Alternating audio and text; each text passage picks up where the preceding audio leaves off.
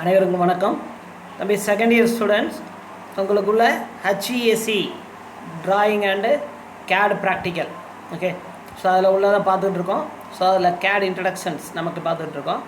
So போன கிளாஸில் நம்ம என்ன பண்ணோம், கடைசியாக பார்த்தது அந்த ஓஸ்னாப் செட்டிங்ஸ் ரைட்டா. டிராஃப்டிங் செட்டிங்ஸில் ஓஸ்னாப் செட்டிங்ஸ் அப்படின்றத பார்த்தோம். ஸோ அந்த ஓஸ்னாப் செட்டிங்ஸில் உள்ளே போய் செலக்ட் ஆல் அப்படின்றத நம்ம கொடுத்தோம் அப்படின்னா அந்த பாயிண்ட்ஸ் டிக் எல்லாமே நமக்கு விழுந்துடும்.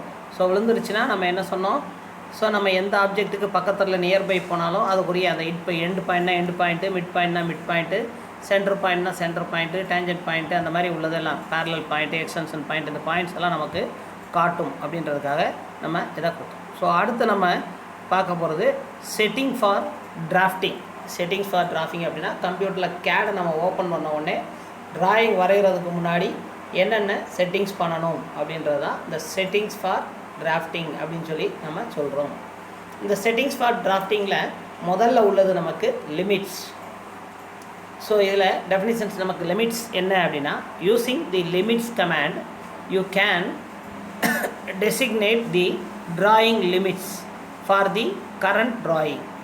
An object is drawn on a standard size of drawing through the screen size is limited in a computer, and you can draw any size of pictures using the automatic scaling facility available in CAD. The command limits allows you to change the upper and lower of the drawings. அதாவது இந்த limits கமாண்டை use பண்ணி நம்ம டிராயிங்கில் boundaries வரையக்கூடிய ஏரியாவை நம்ம set பண்ணலாம். So அதே நேரத்தில் ஒரு டிராயிங்கோட ஸ்டாண்டர்ட் சைஸும் நமக்கு இதாகும். அதே மாதிரி ஸ்க்ரீன் சைஸோட லிமிட், அந்த கம்ப்யூட்டர் லிமிட்டுக்குள்ளே நம்ம அதை செட் பண்ணிக்கலாம். அதே மாதிரி நம்ம டிராயிங்ஸை வந்து எந்த சைஸ் ஆஃப் பிக்சராக இருந்தாலும் ஈஸியாக நம்ம ஆட்டோமேட்டிக் ஸ்கேலிங்கில் ஈஸியாக வரைஞ்சிடலாம். அதுக்கு நம்ம யூஸ் பண்ணுற இந்த கமாண்ட்ஸ் தான் லிமிட்ஸ் அப்படின்னு சொல்லி நம்ம சொல்கிறோம். ஸோ இது வந்து நமக்கு எப்படி அப்படின்னா, ஏற்கனவே சொல்லியிருந்தோம் பார்த்தீங்களா, நம்ம அந்த டிராயிங் கேடு ஓப்பன் பண்ணுறோம் அப்படின்னா அதில் கீழே பாட்டமில் கமாண்டுன்னு சொல்லி ஒரு பாக்ஸ் இருக்கும். ஸோ அதுக்கு பக்கத்தில் நம்ம லிமிட்ஸ் LIMITS லிமிட்ஸ் அப்படின்னு சொல்லி நம்ம டைப் பண்ணோம் அப்படின்னா நமக்கு என்ன கிடைக்கும், அதில் ஸ்பெசிஃபை லோயஸ்ட்டு லெஃப்ட் கார்னர் அல்லது லோயர் லெஃப்ட் கார்னர் அப்படின்னு சொல்லி கேட்கும். ஸோ அந்த லோயர் லெஃப்ட் எப்பயுமே நமக்கு 0,0 தான். ஓகே. ஸோ அப்போ 0,0 அப்படின்றதுக்கும் ஜேன்னு கொடுத்து நம்ம என்ட்ரு கொடுத்துடலாம். அதுக்கப்புறம் ஸ்பெசிஃபை அப்பர் ரைட் கார்னர் அப்படின்றது நம்ம கேட்கும். ஸோ அதில் அப்பர் ரைட்டில் நம்ம டிராயிங் வரைகிறதுக்கு என்ன மாதிரி வேணுமோ அளவுகள் எப்படி வேணாலும் நம்ம கொடுத்துக்கலாம். ஸோ 100, 100, 200, 200, 200, 300 எப்படி வேணாலும் நம்ம கொடுத்துக்கலாம். அந்த கொடுக்குற சைஸுக்கு அந்த கம்ப்யூட்டரோட ஸ்க்ரீன் வந்து நமக்கு செட் ஆகும். ஓகே. ஸோ அப்போ நம்ம அது என்ன அளவு கொடுக்குறோமோ அந்த சைஸுக்கு அது செட் ஆகிக்கும். ஸோ இதுதான் நமக்கு லிமிட் செட்டிங்ஸில் நமக்கு உள்ளது. ஸோ நெக்ஸ்ட்டு நம்ம பார்த்தோம் அப்படின்னா லிமிட்ஸ் அண்டு கிரிட்ஸ். ஸோ அந்த லிமிட்ஸ் அண்ட் கிரிட்ஸ், லிமிட்ஸில் தான் இப்போ சொன்னோம். இந்த படத்தில் பார்த்தீங்கன்னா நமக்கு இந்த காட்டியிருக்கு பாரு, ஸ்பெசிஃபை லோயஸ்ட் லெஃப்ட் கார்னர் 0,0 அந்த இது உள்ளது. ஸோ நம்ம 0,0ன்னு கொடுத்தாலும் போதும். கொடுத்து என்ட்ரு கொடுத்தோம்னா ஸ்பெசிஃபை அப்பர் ரைட் கார்னர்னு கேட்கும். ஸோ இதில் வந்து 210, 297 கொடுத்துருக்கு. நம்ம 200, 300 இல்லை 200, 250 கொடுத்தோம்னா அதை நமக்கு காட்டிடும். ஸோ அடுத்து பார்த்தோம் அப்படின்னா கமாண்ட் வந்து நம்ம யூஸ் பண்ண போகிறது கிரிட். ஸோ இந்த grid command, this command is used to display dots which helps to locate a desired position, but they does not, dots are not printed. So அந்த டாட்ஸ் வந்து நம்ம படம் வரைகிறதுக்கு, டிஸ்பிளே வரைகிறதுக்கு ஈஸியாக லொக்கேட் பண்ணுறது பாயிண்ட் இதுக்கெலாம் இதுக்கு யூஸ் பண்ணிக்கலாம். ஆனால் இது வந்து பிரிண்டரில் நமக்கு வராது. ஸோ அப்போ இதை நம்ம வரையணும், கண்டு வரணும் அப்படின்னா என்ன பண்ணணும் அப்படின்னா கீழே கமாண்டில் கிரிட் அப்படின்னு சொல்லி நம்ம டைப் பண்ணோம் அப்படின்னா, டைப் பண்ணி என்ட்ரு கொடுத்தோம்னா ஸ்பெசிஃபை கிரிட் ஸ்பேஸிங் அப்படின்னு சொல்லி கேட்கும். இந்த ஸ்பேஸிங் அப்படின்றது என்ன அப்படின்னா, ஒரு புள்ளிக்கும் அடுத்த புள்ளிக்கும் இடையில உள்ள டிஸ்டன்ஸ். அந்த டிஸ்டன்ஸ் நம்ம எவ்வளோ கொடுக்குறோமோ அதுக்கு தகுந்தபடி அந்த டிஸ்டன்ஸ் வந்து நமக்கு கிடைக்கும். ஓகே. ஸோ இதுதான் கிரிட்டுக்கு உள்ளது. ஸோ அடுத்து பார்த்தீங்க அப்படின்னா நமக்கு பார்த்தீங்கன்னா ஒவ்வொன்றுக்கும் அந்த ஓஸ்னாப்ஸில் செட்டிங்ஸ் சொன்னோம் பார்த்தீங்களா, அந்த ஒவ்வொன்றுக்கும் அந்த ஒவ்வொரு நேமுக்கும் என்ன நம்ம கமாண்டு கொடுக்கணும், அந்த கமாண்டு கொடுக்குறது என்ன பர்பஸ்க்காக அதை யூஸ் பண்ணுறோம் அப்படின்றது இந்த டேபிளில் நம்ம பார்க்கலாம். ஓகே. ஸோ அந்த டேபிளில் பார்த்தீங்கன்னா முதல்ல நமக்கு ஃபஸ்ட்டு வந்து எண்டு பாயிண்ட் அப்படின்னு சொல்லி ஓஸ்னாப் நேம் நமக்கு. அதில் கமாண்ட் எண்டு அப்படின்னு சொல்லி நம்ம டைப் பண்ணுறோம். இது எதுக்கு அப்படின்னா to select end point of the object. ஒரு ஆப்ஜெக்ட் இருக்குது அப்படின்னா அந்த ஆப்ஜெக்டில் எண்டு பாயிண்ட்டை வந்து நம்ம ஈஸியாக ஐடென்டிஃபை பண்ணி அந்த எண்டு பாயிண்ட்டை கிளிக் பண்ணுறதுக்காக இந்த கமாண்டு நமக்கு யூஸ் ஆகுது. ரெண்டாவது உள்ளது நமக்கு மிட் பாயிண்ட். இந்த மிட் பாயிண்ட்டுக்குள்ள கமாண்டுன்றது MID மிட். இது வந்து எதுக்கு அப்படின்னா to select mid point of lines and arcs. ஒரு ஆர்க் இருக்குது, ஒரு லைன் இருக்குது அப்படின்னா அதில் மிட் பாயிண்ட் எங்கே இருக்குதுன்னு நம்ம மூவ் பண்ணி மெஷர் பண்ணி எடுத்துகிட்டு இருக்க முடியாது. ஸோ இந்த கமாண்டை நம்ம இது பண்ணி கிளிக் பண்ணிட்டு கொண்டு போனோம்னா அந்த பாயிண்ட்டுக்கிட்ட அந்த லைனுக்கிட்ட கொண்டு போனாவே ஆட்டோமேட்டிக்காக என்னாகும், அந்த மிட் பாயிண்ட்டை நமக்கு காட்டும். ஸோ அடுத்து மூணாவது சென்டர் பாயிண்ட். அதுக்குள்ள கமாண்ட் CEN. இது எதுக்கு அப்படின்னா to select centre of the circles and arc.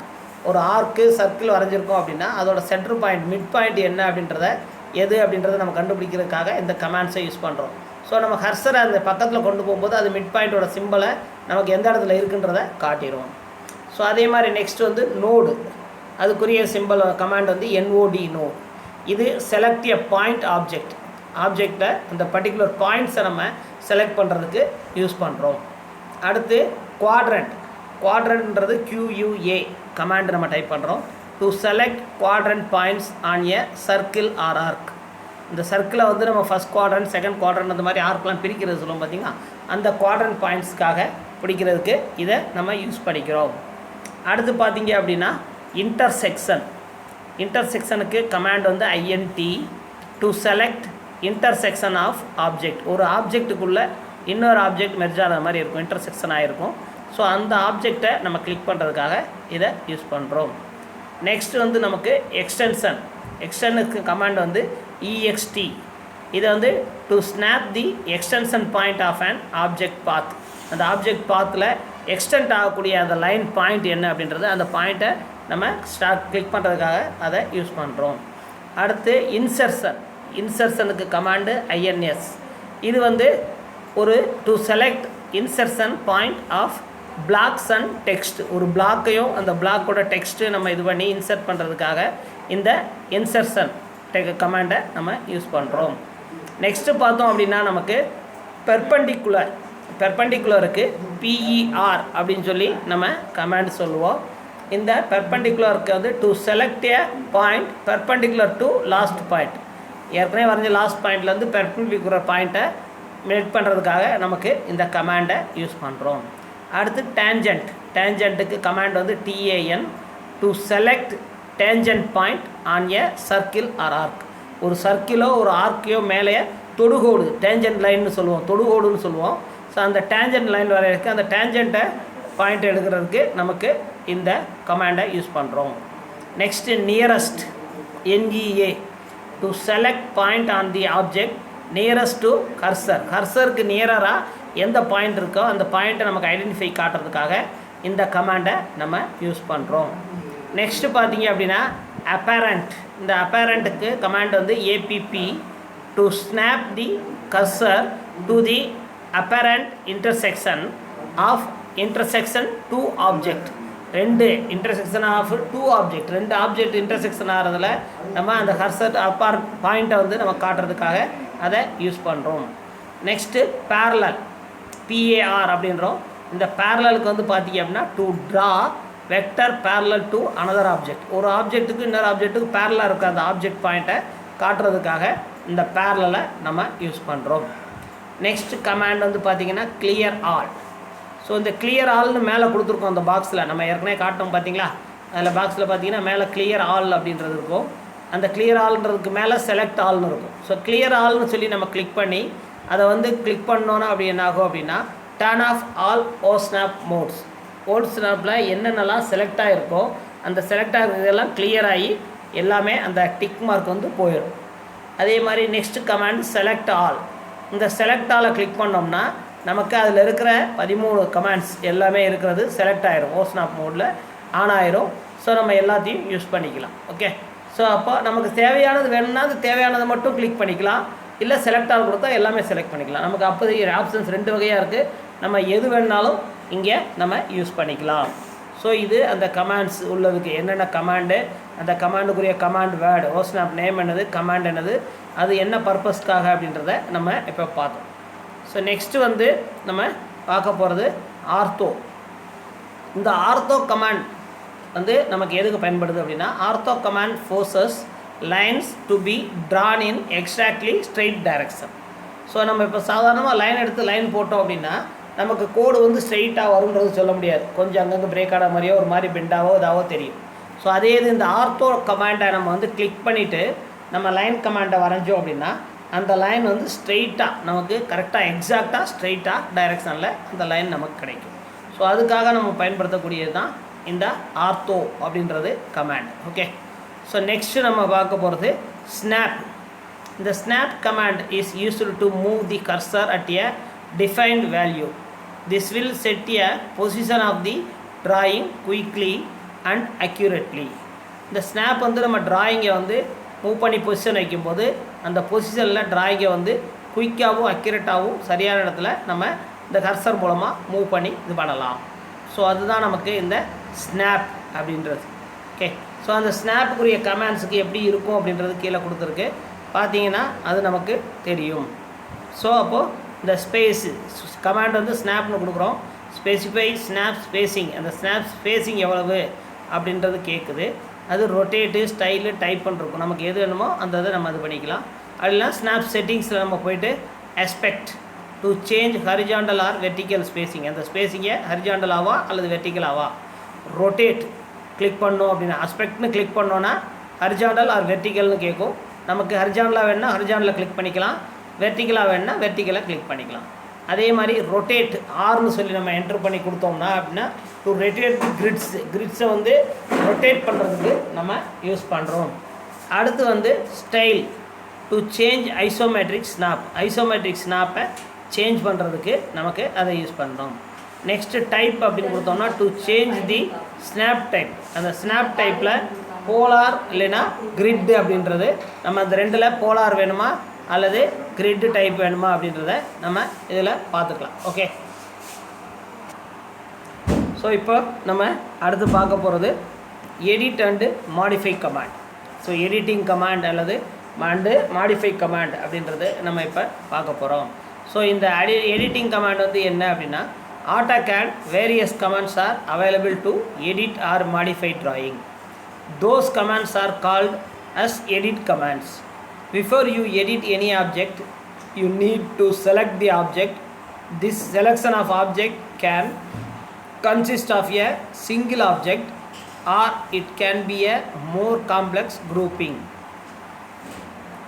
அப்படின்றது நம்ம சொல்கிறோம். ஸோ AutoCAD வேரியஸ் கமாண்ட்ஸ் நமக்கு வந்து இங்கே அவைலபிளாக இருக்குது எடிட்டார் மாடிஃபை ட்ராயிங்கில். இந்த கமாண்ட்ஸ் இதை வந்து நம்ம நார்மலாக எடிட் கமாண்ட்ஸ் அப்படின்னு சொல்லி சொல்லுவோம். இந்த எடிட் கமாண்ட்ஸை நம்ம யூஸ் பண்ணுறதுக்கு முன்னாடி என்ன பண்ணணும் அப்படின்னா, ஆப்ஜெக்டை செலக்ட் பண்ணணும். அந்த செலக்ட் பண்ண ஆப்ஜெக்ட் செலக்ட் பண்ணதுக்கப்புறம் அதில் என்னென்ன நம்ம பண்ணணுமோ அதை சேஞ்ச் பண்ணிக்கலாம். ஓகே, ஸோ இதில் முதல்ல உள்ள கமாண்ட் நம்ம எடுத்துக்கிட்டோம் அப்படின்னா எரேஸ் கமாண்ட். ஸோ இந்த எரேஸ் கமாண்ட்றது நம்ம எதுக்கு யூஸ் பண்ணுறோம் அப்படின்னா, ஒரு படத்தில் நம்ம வரைந்த பகுதிகளை எரேஸ் பண்ணணும் அப்படின்னா அதை நம்ம என்ன பண்ணுறோம் அப்படின்னா இந்த எரேஸ் கமாண்டை யூஸ் பண்ணி எரேஸ் பண்ணிக்கிறோம். இப்போ படம் வரைஞ்சதில் ஒரு பார்ட்டு தப்பாக இருக்குது, அந்த பார்ட் இது பண்ணோம்னா நான் செலெக்ஷன் பண்ணி டெலிட் கொடுத்து நம்ம எரேஸ் பண்ணிக்கலாம். அல்லது செலக்ட் ஆப்ஜெக்டில் வந்து WR பாக்ஸ்ன்னு சொல்லி கேட்கும். எரேஸ் கமாண்ட் கொடுத்தோம்னா அதில் வந்து பிக் பாயிண்ட் கேட்கும். பிக் பாயிண்டில் வந்து ஃபஸ்ட்டு கார்னர்னு கேட்கும், அடுத்து செகண்ட் கார்னர் அப்படின்றது கேட்கும். ஸோ அதை செலக்ட் பண்ணோன்னா ஆப்ஜெக்ட் செலக்ட் ஆகிரும், அது அப்படியே டெலிட் ஆகிடும். செலக்ட் ஆன ஐட்டம் வந்து நமக்கு டெலிட் ஆகிரும். ஸோ இது இந்த விண்டோஸ் மூலமாக நம்ம அந்த பாக்ஸ் செலக்ட் பண்ணி அந்த விண்டோ இது பண்ணி அதை எரேஸ் பண்ணிக்கலாம். ஓகே, ஸோ நெக்ஸ்ட்டு நமக்கு பார்க்குறோம் அப்படின்னா ஊப்ஸ் கமாண்ட். இந்த ஊப்ஸ் கமாண்டுன்றது நமக்கு எதுக்கு யூஸ் பண்ணுறோம் அப்படின்னா, எரேஸ் வந்து நார்மலாக to erase any drawn entity without any trace from the screen அதில் நமக்கு. ஸோ ஊப்ஸ் கமாண்ட் எதுக்கு யூஸ் பண்ணுறோம் அப்படின்னா, command if any object is erased by using erase command, it can be restored by giving oops command. இப்போ நம்ம ஒன்று erase பண்ணிட்டோம், தவறுதெல்லாம் மறந்துட்டு அப்படின்னா அதை திருப்பி கொண்டு வரணும் அப்படின்னா நம்ம ஊப்ஸ்னு கமாண்ட் டைப் பண்ணி என்ட்ரு கொடுத்தோம்னா அந்த ஏற்கனவே நம்ம டெலிட் பண்ண ட்ராயிங் திருப்பி நமக்கு அப்படியே வந்துடும். ஸோ அதுக்கு தான் நம்ம பயன்படுத்தக்கூடியது இந்த ஊப்ஸ் கமாண்ட் அப்படின்னு சொல்லி நம்ம சொல்கிறோம். ஸோ நெக்ஸ்ட்டு பார்த்தீங்க அப்படின்னா undo கமாண்ட். ஸோ இந்த undo கமாண்ட் எதுக்கு யூஸ் பண்ணுறோம் அப்படின்னா, undo can used to cancel the last drawn segment. A separate undo option is available. It is used to cancel the most recently performed operations. Unloading can be executed for any number of steps. Okay, so இப்போ இந்த and command நம்ம வந்து ஒரு படத்தை erase பண்ணுறா, ஒரு படத்தை கடைசியாக வரைஞ்ச படத்தை எரேஸ் பண்ணணும் அப்படின்னா இந்த அண்டு கொடுத்தா அந்த லாஸ்ட்டாக நம்ம வரைஞ்ச செக்மெண்ட் பகுதியானது எரேஸ் ஆயிரும். அதுக்காக கொடுக்கக்கூடியது இந்த அண்டு கமாண்ட் அப்படின்னு சொல்லி நம்ம சொல்கிறோம்.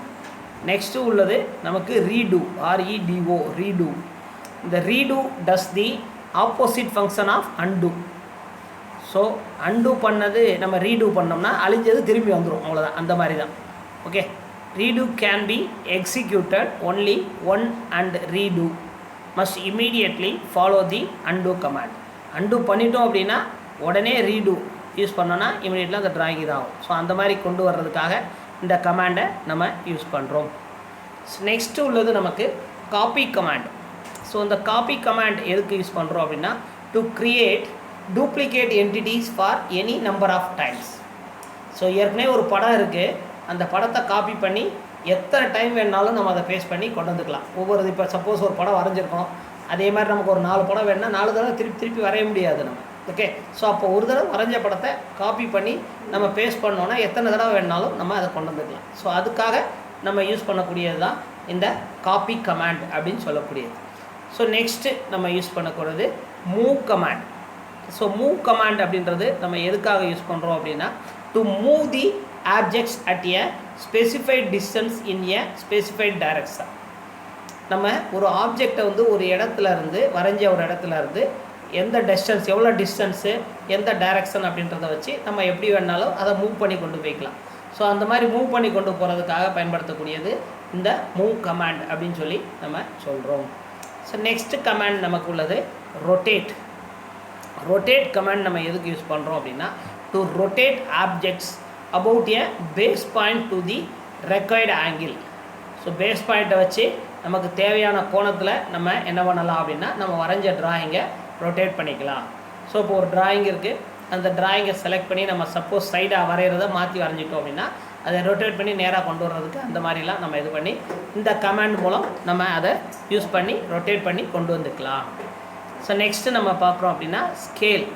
இந்த ஸ்கேல் அப்படின்றது நம்ம எதுக்கு யூஸ் பண்ணுறோம் டயக்ராமில் அப்படின்னா to enlarge or reduce the object to the required scale factor equally in the XY and Z direction. 3 டைரக்ஷன்லேயும் நம்ம டயக்ராமை வந்து ஸ்கேல் சைஸை கூட்டுறதோ குறைக்கிறதோ, இப்போ ஒரு படத்தை வரைஞ்சிருக்கோம் அப்படின்னா அதை பெருசாக்குறது சிறுசாக்குறதுன்னு சொல்லுவோம்ல, அந்த மாதிரி தான். ஸோ ஸ்கேல் சைஸஸை வச்சு நம்ம அதை என்ன பண்ணலாம், ஒரு 2 டைம்ஸ் வேணும் அப்படின்னா 2 மடங்கு பெருசாக, 1.5 மடங்கு பெருசாக வேணும்னா 1.5 மடங்கு பெருசாக, ஸோ அந்த மாதிரி நம்ம பெருசாகிக்கலாம். ரைட்டா? ஸோ அந்த மாதிரி உள்ளது தான். இப்போ ஸ்கேலில் வந்து நமக்கு ரெடியூஸ்ட் அண்ட் என்லார்ஜ், குறைஞ்சியும் வரையலாம், அதே மாதிரி பெருசாக்கியும் வரையலாம். 2ல் எதுக்கு வேணுனாலும் நம்ம இந்த ஸ்கேல் கமாண்டை யூஸ் பண்ணிக்கலாம். ஓகே, ஸோ நெக்ஸ்ட்டு உள்ளது மிரர் கமாண்ட். ஸோ மிரர்ன்றது நம்ம கண்ணாடி சொல்லுவோம்ல, அதுதான். ஸோ இந்த மிரர் கமாண்ட் எதுக்கு யூஸ் பண்ணுறோம் அப்படின்னா to draw symmetrical objects creating mirror images. இப்போ ஒரு பார்ட்டை 2ஆக பிரித்தோம் அப்படின்னா இந்த இடது பக்கம் வலது பக்கம் 2 ஒரே மாதிரி இருக்கும்.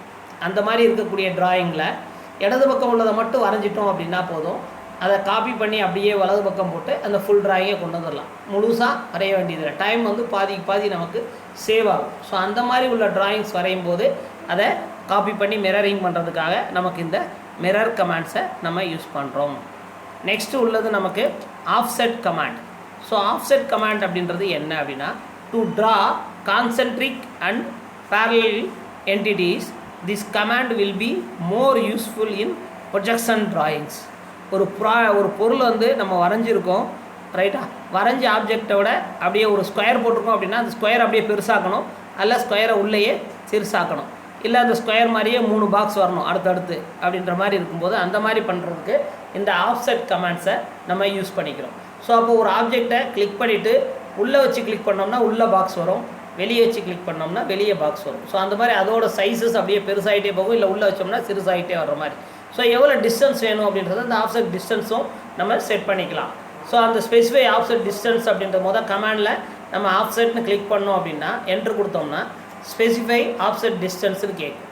ஸோ அந்த டிஸ்டன்ஸில் நம்ம 5 10 15 எவ்வளோ வேணாலும் கொடுத்துக்கலாம். கொடுத்து என்ட்ரு கொடுத்தோம் அப்படின்னா செலக்ட் ஆப்ஜெக்ட் டு ஆஃப்செட், எந்த ஆப்ஜெக்டை வந்து நம்ம ஆஃப்செட் பண்ணணும் அப்படின்னு கேட்கும். ஸோ அந்த ஆப்ஜெக்டை நம்ம பிக் பண்ணி கிளிக் பண்ணிவிட்டு என்ட்ரு கொடுத்தோம்னா அது specify point on side to offside, எந்த சைடில் பண்ணணும், இன்சைட்லையா அவுட் சைட்லையா அப்படின்றது கேட்கும்.